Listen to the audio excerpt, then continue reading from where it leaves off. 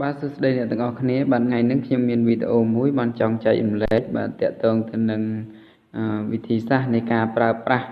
ទូរស័ព្ទរបស់លោកអ្នកនឹងធ្វើជាម៉ាស៊ីន scan បាទជាទូទៅនៅពេលដែលលោកអ្នកត្រូវការ scan ឯកសារទុកមានន័យថាយើងចង់ចម្លងឯកសារនានាទៅជារូបភាពទុកនៅក្នុងកុំព្យូទ័រទុកប្រើប្រាស់នៅពេលក្រោយបាទឧទាហរណ៍ដូចជាសញ្ញាបត្រវិញ្ញាបនបត្រណាกระดาษបញ្ជាក់អីផ្សេងដែលយើងចង់ scan ទុកហ្នឹងគឺយើងអាច scan ហើយយើងរក្សាទុកក្នុងកុំព្យូទ័រទុកប្រើប្រាស់នៅពេលក្រោយទៀតហើយយើងអាចប្រើវាធ្វើជារូបភាពសម្រាប់បង្ហោះឬក៏យើងអាចផុសក្នុង Facebook អីជាដើមណាបាទជាទូទៅដើម្បី scan បានតើតើលោកអ្នកមានម៉ាស៊ីន scan អាចថាជានៅជាមួយម៉ាស៊ីន copy ឬក៏យើងអាចថាទិញម៉ាស៊ីន scan មកបាទយើង scan វារក្សាទុកទៅបាទប្រសិនបើលោកអ្នកមិនមានម៉ាស៊ីន scan ទេលោកអ្នកអាចទៅជួលគេបាទពេលខ្លះយើងត្រូវការឯកសារដើម្បីផ្ញើយើងត្រូវជួលគេដើម្បី scan ឯកសារហ្នឹងផ្ញើទៅបាទហើយថ្ងៃនេះខ្ញុំចង់ណែនាំលោកអ្នកទាក់ទងទៅនឹងវិធីសាស្ត្រនៃការប្រើប្រាស់ទូរស័ព្ទធ្វើជាម៉ាស៊ីន scan បានបាទជាដំបូងលោកអ្នកអាចចូលទៅកាន់ Play Store មកបាទចូលទៅ Play Store ហើយលោកអ្នកវាយពាក្យថា CS ដកឃ្លាមក scan នេះវារូបដូចមិញហ្នឹងណានេះរូប CS scan ដែលលោតមកហ្នឹងបាទយើងចុចលើវាបន្ទាប់មកយើងដំឡើងធម្មតានេះដោយសារខ្ញុំដំឡើងរួចហើយវាចេញ open ណាហើយយើងបើកតែម្ដងបាទខ្ញុំសូមបញ្ជាក់លោកអ្នកដែរថាចំពោះម៉ាស៊ីន scan ភាគច្រើនគឺមានលក្ខណៈខ្នាតតូចប្រសិនបើលោកអ្នកត្រូវការ scan ឯកសារជាលក្ខណៈថាกระดาษវាធំដូចជាសញ្ញាបត្រដូចតាក់ទងទៅនឹងសញ្ញាបត្របរិញ្ញាបត្រឬក៏វិញ្ញាបនបត្រមួយចំនួនឬក៏លិខិតសារវាទំហំវាធំជាង A4 ជាទូទៅម៉ាស៊ីន scan របស់យើងគឺគេឲ្យលក្ខណៈថា A4 ទេបាទបើសិនជា A4 យើង scan ទៅมันមានបញ្ហាទេប៉ុន្តែกระดาษខ្លះវាធំយកទៅមែនតើណាបាទដូចជាលក្ខណៈថាសញ្ញាបត្ររបស់ប្រសង់ឬក៏ទំបិតបញ្ញាបត្រយើងក៏ធំដែរអញ្ចឹងយើងយកទៅ scan លុះត្រាតែយើងមានម៉ាស៊ីន scan ខ្នាតធំអាម៉ាស៊ីនធំហ្នឹងវាអាច scan បានប៉ុន្តែប្រសិនបើលោកអ្នកមិនមានទេមានតែម៉ាស៊ីន scan ទៅគឺយើង scan អត់បានដែរប៉ុន្តែដោយសារតែនៅក្នុងវីដេអូនេះខ្ញុំចង់បង្ហាញថាទូរស័ព្ទយើងវាអាច scan បាន scan យ៉ាងម៉េចបើយើងអត់មានភ្ជាប់ទៅម៉ាស៊ីនផងបាទគឺយើងប្រើប្រាស់កម្មវិធីហ្នឹងហើយមិនថាជាกระดาษហ្នឹងប៉ុណ្ណាក៏យើងអាច scan បានដែរ scan ដោយប្រើប្រាស់កាមេរ៉ាណាបាទអញ្ចឹងយើងចុច open មកឬក៏យើងតម្លើងហើយយើងបើកធម្មតាមកបាទកម្មវិធីហ្នឹងគឺល្អមែនតើប្រើសម្រាប់ scan ឯកសារណា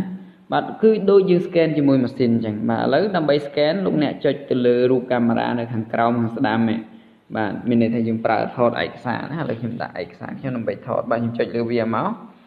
បាទនេះវាចេញមកហើយបាទអញ្ចឹងលោកអ្នកអាចដាក់កាមេរ៉ាធ្វើម៉េចឲ្យចំរូបហ្នឹងធ្វើម៉េចឲ្យចាប់បានផ្ទៃទាំងមូលបើសិនជារូបនឹងធំយើងដាក់ឆ្ងាយមកឥឡូវខ្ញុំថតនេះរូបខ្ញុំសញ្ញាបត្រខ្ញុំចុចលើវាទៅខ្ញុំថតអូខេអញ្ចឹងថតបានហើយសំខាន់គឺយើងបានផ្នែកទាំងមូលនៃរូបហើយយើងអាចទាញបានទេបាទដូចជានៅតាមជាយនេះយើងអាចទាញមកបាទឥឡូវរូបវា scan បានត្រឹមតែនៅក្នុងស៊ុំនឹងទេបាទខាងក្រៅស៊ុំហ្នឹងវាទៅអត់ចាប់ទេអញ្ចឹងយើងអាចទាញបរិយវាបានហើយយើងអាចមើលផ្នែកខាងក្រោមនេះមកខាងក្រោមឆ្វេងមើលថាតើប៉ុណ្ណាដែលយើងអាចថាយកបានអូខេខ្ញុំទាញប៉ុណ្ណឹងខាងក្រោមនេះខ្ញុំទាញយកប៉ុណ្នេះអូខេប៉ុណ្ណឹងបាទហើយយើងអាចទាញតាមជាយវាណាផ្នែកដែលវាចុចពកនោះយើងអាចចុចបានអូខេខ្ញុំយកប៉ុណ្ណេះហើយផ្នែកខាងនេះខ្ញុំយកប៉ុណ្ណេះអូខេយកប៉ុណ្ណេះបាទអញ្ចឹងខ្ញុំគិតថាប៉ុណ្ណឹងគឺខ្ញុំថាយកសមល្មមហើយបាទខ្ញុំចុចសញ្ញាគ្រីសផ្នែកខាងលើខាងឆ្វេងខាងលើខាងស្ដាំហ្នឹងឡើងគ្រីសបាទហើយវាចាប់ផ្ដើម scan ឲ្យយើងបាទចាំមើលទាំងអស់គ្នាណាអូខេ scan បានហើយនេះបាទយើង scan ដូចម៉ាស៊ីន scan អញ្ចឹងហើយយើងអាចរើស mode របស់វាបាន mode របស់វាហ្នឹងណាបាទផ្នែកខាងស្ដាំហ្នឹងបាទយើងមើលទៅយើងចង់បានអូខេវីដេអូហ្នឹងគឺផ្នែកខាងក្រោមហ្នឹងបាទអញ្ចឹងយើងចង់បាន auto mode original វាយក original ក៏បានប៉ុន្តែនៅពេលដែលយក original ដូចយើងថតធម្មតាអញ្ចឹងពេលយើង print ឬក៏យើងបោះពុម្ពចេញមកក្រៅគឺវាដាមពណ៌ខ្មៅដូចយើងថតរូបហើយយកមកបោះពុម្ពអញ្ចឹងណាយើង copy រូបហើយយកមកបោះពុម្ពពេលខ្លះយើងឃើញឯកសារលិខិតស្នាមគេផុសក្នុង Facebook យើង copy យកមកបោះពុម្ពហើយវាដាមខ្មៅអញ្ចឹងបើសិនមិនចង់ឲ្យដាមខ្មៅទេលោកអ្នកអាចយករើស mode របស់វាមកដូចចេះទៅវាឡើងខ្មៅអូខេខ្ញុំយក auto បាទអូតូហ្នឹងគឺវាសមល្មមហើយបាទខ្ញុំគិតថាប៉ុណ្្នឹងសមហើយខ្ញុំចុចសញ្ញាគ្រីសអូខេគ្រីសមកហើយវានឹង save នៅពេលដែលវា save នៅពេលដែលវា save អត់ចូលទៅក្នុង gallery ទេមានន័យថាអត់ចូលទៅក្នុងកន្លែងរូបថតទេគឺវា save តែនៅក្នុងកម្មវិធីទេអញ្ចឹងបើសិនបើលោកអ្នកចង់ផ្ញើឯកសារហ្នឹងលោកអ្នកអាចចុចរូបសញ្ញា share នៅក្បែរ PDF ខាងលើខាងស្ដាំហ្នឹងបាទចុចទៅយើងមាននឹង share ហើយបាទ share ជា text ឬក៏ share ជា PDF ឬក៏ជា iMac ណាបាទអញ្ចឹងស្រាប់យើងចង់បានយើងយកមួយណាក៏បានដែរ share ហ្នឹងអាចទៅតាម Bluetooth ឬក៏តាមបណ្ដាញសង្គមនានានេះយើងអាច share មកចូលទៅណាក៏បានដែរចង់បាញ់ Bluetooth ក៏បាន Line ក៏បាន Facebook ក៏បានយើង share ទៅក្នុងណាក៏បានបាទអញ្ចឹងយើងអាច upload បានណាបាទប៉ុន្តែខ្ញុំអត់ចង់ share ទេខ្ញុំគាត់តែចង់ save ធម្មតាអញ្ចឹងខ្ញុំថយមកវិញបាទអញ្ចឹងបើសិនបើយើងចង់រក្សាទុកវាចូលទៅក្នុង gallery លោកអ្នកចុចលើវាឲ្យជាប់មកឲ្យវាចេញសញ្ញាគ្រីសបែបនេះបន្ទាប់មកលោកអ្នកមើលខាងក្រោមក្បែរ share នេះគេដាក់ថា save to gallery ឃើញទេបាទអញ្ចឹងលោកអ្នកគ្រាន់តែចុច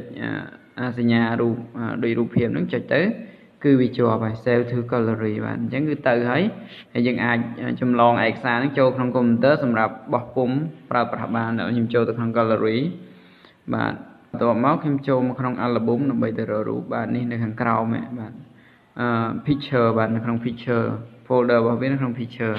បាទអញ្ចឹងខ្ញុំអាចចម្លងចូលទៅក្នុងកុំព្យូទ័រហើយខ្ញុំបោះពុម្ពបានលោកអ្នកអាចមើលបានណាច្បាស់ដូចយើង scan ម៉ាស៊ីនអញ្ចឹងអត់អីទេ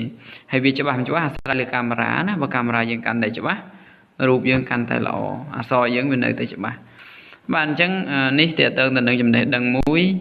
ថ្មីមួយតើតើទៅនឹងការប្រើប្រាស់កម្មវិធី CS scanner បាទកម្មវិធីសម្រាប់ scan ឯកសារនៅក្នុងទូរស័ព្ទដោយមិនចាំបាច់ប្រើកុំព្យូទ័រឬក៏ម៉ាស៊ីន print បើវាមានលក្ខណៈល្អមែនទែនបើសិនបើឯកសារយើងធំយើង scan អត់បានយើងប្រើនឹងមកបាទអញ្ចឹងវីដេអូមានប៉ុណ្ណឹងបាទហើយអរគុណច្រើនសម្រាប់លោកអ្នកដែលចំណាយពេលវេលាទេសនាបាទជូនពរសុខសប្បាយសំណាងល្អទាំងអស់គ្នាបាទសូមជម្រាបលា